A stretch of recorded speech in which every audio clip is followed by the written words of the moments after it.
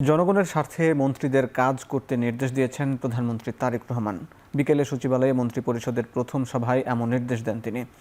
এ সময় পবিত্র রমজান মাসে দ্রব্যমূল্য নিয়ন্ত্রণ ও নিরবিচ্ছিন্ন বিদ্যুৎ সরবরাহের ব্যাপারেও নির্দেশ দিয়েছেন প্রধানমন্ত্রী। বিকেল ৩টার থেকে সচিবালয়ের মন্ত্রিপরিষদ বিভাগে মন্ত্রিসভার বৈঠক শুরু হয়, চলে ঘণ্টাব্যাপী। সভায় সভাপতিত্ব করেন প্রধানমন্ত্রী তারেক রহমান।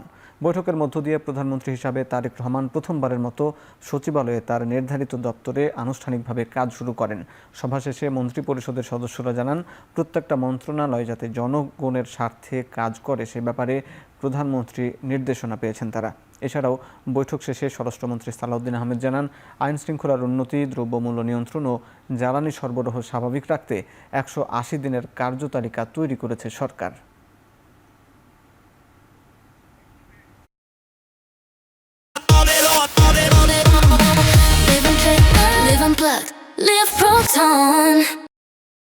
ফ্যামিলি কার্ড, কৃষক কার্ড, স্বাস্থ্য কার্ড, সেগুলো কিভাবে ইমিডিয়েটলি আসলে কিছু দৃশ্যমান কাজ করা যায় সেই বিষয়গুলো নিয়েও তিনি আমাদেরকে নির্দেশনা দিয়েছেন, আলোচনা করেছেন।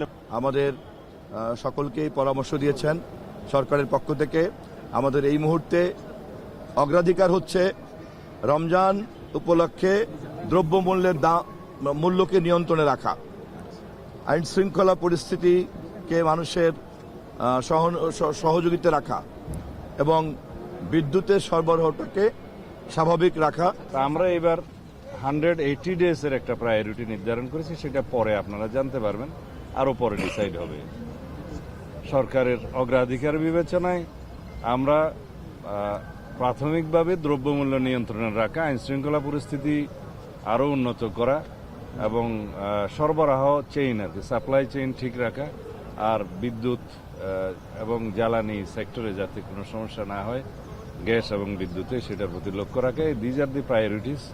আর অন্যান্য যেগুলো বিস্তারিত আলোচনা, সেটা অফিসিয়াল ব্যাপার।